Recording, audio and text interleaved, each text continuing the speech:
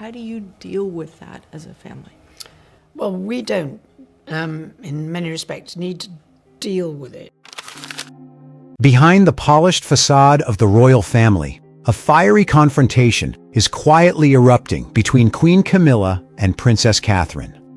Catherine's explosive media presence and overwhelming influence have become a thorn in Camilla's side, prompting her to discreetly pull the strings of an underground campaign designed to isolate her daughter-in-law and smear her reputation. Over time, Catherine gradually awakened to the realization that the irregularities she had endured for months, from having her seat moved without consultation, to her speeches being cut down, to toxic dossiers being leaked, had in fact all been orchestrated by Camilla herself. It was this relentless chain of unreasonable pressure that pushed tensions to breaking point, forcing Princess Anne to make the decision to step into the light, expose the entire truth, and protect Catherine. How will Princess Anne tear the mask off this charade in front of the entire family? And will Camilla's manipulation scheme be completely crushed? It all began at Windsor Castle when Princess Catherine broke down in uncontrollable tears. What made the situation especially striking was that the person directly responsible for causing her such profound pain was not the pressure of the media online trolls or waves of public attacks across social media, but Queen Camilla herself. However, according to several disclosed inside sources, the words that wounded Catherine were never spoken directly to her face in open conversations. Instead, they had been whispered, circulated with extraordinary subtlety behind her back for months through trusted staff members, internal press briefings, and seemingly innocent adjustments to official schedules. The truth only officially came to light when Anne the Princess Royal decided to step forward and expose the entire affair because she could no longer stand by and watch injustice continue within the family. So what was the real secret behind the charade that had finally been torn apart?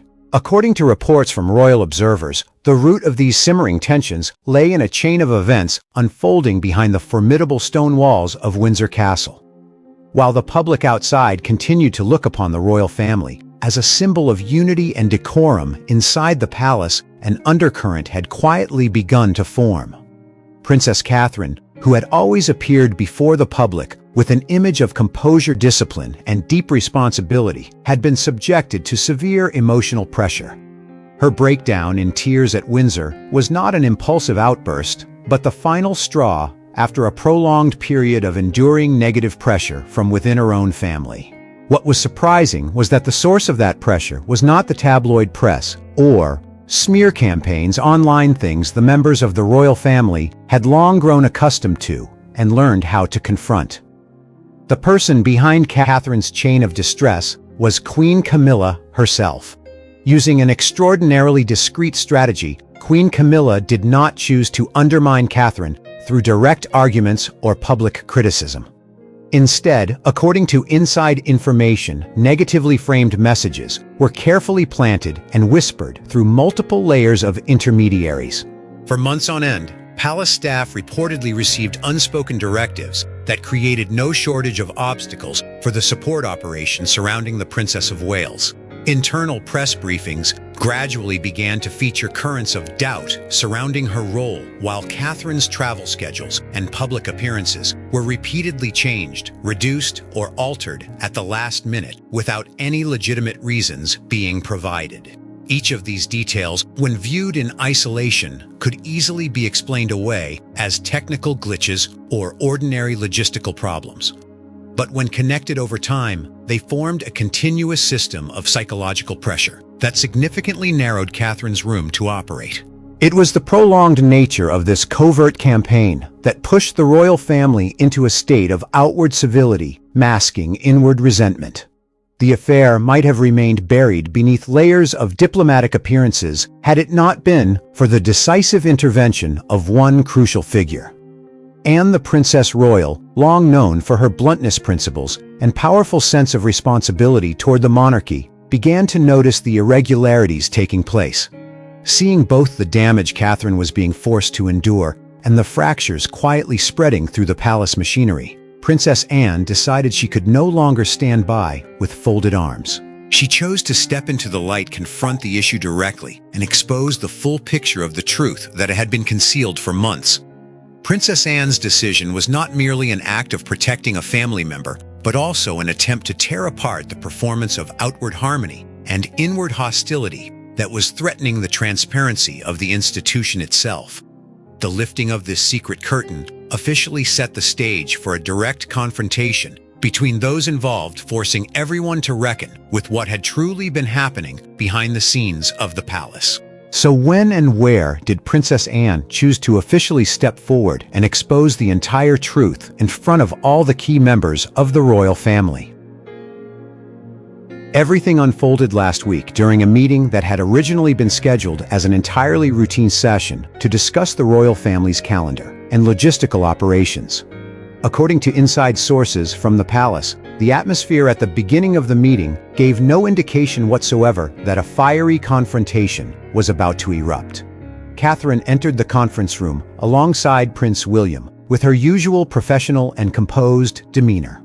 On the opposite side of the table, Queen Camilla was already seated, a thick dossier lying open in front of her. Meanwhile, Anne, the Princess Royal, sat unusually silent at the corner of the table, observing the room without offering any of the customary social remarks she would normally make. The meeting began according to the royal family's standard administrative procedures. Logistics aides and secretaries continuously presented travel arrangements, event schedules, and the allocation of media resources among senior members of the monarchy. Everything proceeded smoothly until the secretary had just finished the planned agenda, and King Charles III was preparing to speak in order to move on to the next item of business. At precisely that brief moment of transition, Princess Anne deliberately intervened and stopped him. The sudden interruption from a member of the family, renowned for respecting rules and procedure, immediately caused the entire room to freeze in astonishment. In a steely voice, without the slightest hesitation, Princess Anne declared outright that Catherine deserved to hear the reality of what had been happening inside the royal apparatus. She emphasized that this reality was directly connected to the explosive media influence of the Princess of Wales over the course of recent months. According to leaked accounts from the meeting, Princess Anne did not hesitate to state plainly that Catherine's rapidly growing natural appeal and her overwhelming visibility across the media were precisely what had been making Queen Camilla feel intensely furious and deeply afraid. Princess Anne's declaration landed like a direct blow against the strained silence hanging over the room. Publicly naming Camilla's fear and resentment in front of King Charles III, Prince William and Catherine herself forced the entire royal leadership into a position where it had no choice but to confront the truth directly. According to inside information, Catherine's media influence had long been a sensitive subject, but no one had ever dared to place it openly on the agenda and address it without evasion in the way the Princess Royal had just done. Princess Anne's words laid bare the fault lines of a conflict that had been concealed beneath layers of logistical formalities for months. Catherine's media explosion was no longer simply a matter of statistics or the number of newspaper articles written about her. It had become a force capable of altering the entire public image landscape of the reign. The fact that Princess Anne chose the exact moment when King Charles III was about to move on to the next agenda item showed careful calculation, ensuring that the issue could no longer be brushed aside or buried beneath ordinary administrative procedure. Once the reality of Catherine's influence was placed squarely on the table, the attention of everyone in the room turned toward the reactions of those involved. Camilla's anger and sense of being threatened by the public attention directed toward Catherine had now officially been dragged out of the shadows of whispered conversations behind closed doors. Bringing this truth into the open in the middle of an otherwise routine logistics meeting completely shattered the passive position Catherine had been forced to endure and opened an entirely new turning point in the internal conflict. Princess Anne's refusal to allow King Charles III to proceed to the next item made one thing unmistakably clear. Catherine's media influence was not an accidental phenomenon, but a royal reality that had to be acknowledged. By openly identifying Camilla's anger and fear, Anne cleared the way for the shocking evidence and revelations that were about to be presented before the senior members of the family. Princess Anne's decision to step forward and expose the reality of the situation established an entirely new working atmosphere inside the room. Gone were the polite exchanges and the pre-prepared scheduling reports. What had begun as a standard logistics meeting had officially transformed into a direct confrontation over power influence and the hidden calculations unfolding behind the scenes of the palace.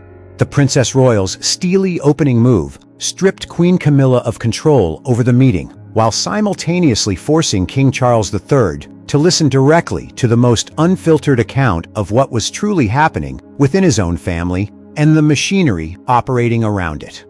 What specific arguments and concrete evidence will Princess Anne and the other members bring forward next to prove the existence of a covert campaign aimed at undermining Catherine's influence? Beginning with the most cautious version, Princess Anne gently revealed that deep concerns had been repeatedly raised within the palace over Catherine's increasingly dominant presence, which was said to be overwhelming and unintentionally overshadowing the current reign of King Charles III and Queen Camilla. Faced with those measured remarks, Catherine maintained a completely calm demeanor. She explained concisely that she had never actively sought public attention, nor had she ever intended to compete for headlines in the media. Everything she had done and continued to do was simply an effort to fulfill her responsibilities as a member of the royal family, and the fact that the public had embraced her so naturally was something beyond her personal control. Yet Princess Anne immediately cut in with a steely perspective, pointing out that the core issue here was not merely attention, but rather the kind of influence capable of shaping public opinion. Just as the atmosphere in the meeting room began to tighten to an almost suffocating degree, an unexpected development occurred that completely changed the balance of the situation. A junior aide in Camilla's office, someone who had long been forced to endure humiliation, oppression, and contempt from the Queen herself, decided that silence was no longer an option. Realizing that this was the only moment in which the truth could be exposed, the aide suddenly stood before all the key members present and courageously produced evidence of a decisive nature. According to leaked sources, the aide placed directly on the table a series of detailed documents that Camilla herself had allegedly ordered to be compiled for the purpose of damaging Catherine's reputation. Inside the dossier were numerous carefully prepared materials deliberately focusing on Catherine's personal health recovery schedule. The documents intentionally described her in severe terms, labeling her as someone who was psychologically unstable, incapable of carrying national responsibilities, and even using her illness to evade her duties to the monarchy and the public. And the attacks did not stop with Catherine's health. The exposed dossier also contained highly sophisticated covert media directives. Camilla had allegedly inserted guidance encouraging friendly publications to dig deeper into the narrative that Catherine was overly dependent on the image of the late Princess Diana. The intention behind those lines of direction was to recast Catherine's professional activities as acts of manipulating public emotion, thereby directly diminishing the true value of her work, as well as the foundational contributions she had steadily made to the royal family over many years. The moment those toxic pages were laid out clearly across the table, the atmosphere in the room immediately descended into an eerie silence. Every eye, along with the shocked and furious expressions of King Charles III, Prince William, and Princess Anne, turned at once toward Queen Camilla. The protective cover of supposed logistical concerns was completely shattered by written evidence that appeared impossible to deny. The emergence of the documents did more than strip bare the hidden schemes. It also exposed the depth of the interference allegedly designed to sabotage the public image of the Princess of Wales. Systematically crafted phrases such as psychologically unstable and using her illness suggested that these were not isolated emotional outbursts, but part of a dirty media campaign prepared carefully in advance. The deliberate attempt to associate Catherine's behavior with the manipulation of Diana's memory was a direct strike aimed at eroding the trust the public had placed in her. The courage of the junior aide pushed Camilla into a completely defensive position, from which there appeared to be no easy way back. The dossiers, sitting heavily on the conference table, became the most brutal evidence yet that the pain Catherine had endured over this entire period stemmed from a meticulously calculated plan. The astonishment and fury in Prince William's eyes, combined with the grave expression on King Charles III's face, seemed to foreshadow a genuine earthquake of power inside the palace itself. Every boundary of polite diplomacy collapsed once the true nature of the campaign to bring Catherine down was dragged into the light. These pieces of evidence did more than simply clear Catherine's name. They also raised a profound question about morality and loyalty within the very machinery of royal leadership, forcing those at the top to immediately make their position and response unmistakably clear. What defense will Queen Camilla offer in the face of the undeniable documentary evidence that has just been exposed, and how will Catherine and William react to this shocking truth? The moment Catherine saw the words written across those documents with her own eyes, she finally awakened to the realization that the chain of irregularities that had unfolded over the past several months, from being moved from her seat to having her speeches shortened to events being abruptly rescheduled, had always been explained by management as nothing more than logistical issues, when in reality they were part of a carefully calculated, systematic campaign designed to reduce her public presence as much as possible. Cornered by the clear documentary evidence, Camilla attempted to defend herself by claiming that these were merely internal management materials intended to rebalance the royal family's overall public image and protect Catherine's health after an extraordinarily stressful period of recovery. But Princess Anne immediately rejected that baseless defense by revealing that the language Camilla had actually used behind Catherine's back was not protective, but too fragile a dismissive description that treated her like a piece of delicate porcelain that did not truly belong in that room of power. And it did not stop there. Princess Anne delivered the decisive blow by quoting Camilla's exact private remark that public sympathy is elevating Catherine above the institution. That wording was not the language of concern for the health of a family member. It was the unmistakable expression of direct competitive thinking. Confronted with the shocking truth, Prince William immediately turned to question King Charles III.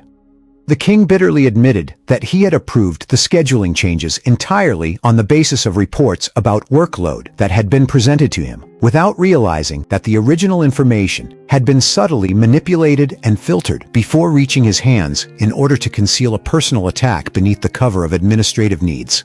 As Camilla fell completely silent when directly asked who had been given the authority to impose such severe restrictions, Catherine could no longer hold back the tears running down her cheeks. She broke down not because of a single reassurance or an isolated insult, but because she realized that all the irrational treatment and pressure she had endured for so long had come from the very person sitting across from her. At that moment, Princess Anne revealed another shocking detail that brought the atmosphere in the room to a complete standstill. Camilla had even discussed in private meetings that in the future, Catherine would eventually have to be replaced bluntly, treating her as a temporary stand-in rather than a foundational and legitimate member of the royal family.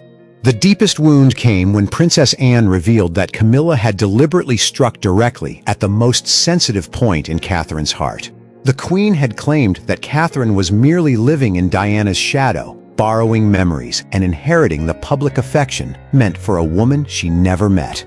Through this poisonous line of attack, Camilla sought to erase the entirety of Catherine's persistent personal efforts over many years, while reducing the public's genuine support for her to nothing more than a ghost story with no real substance.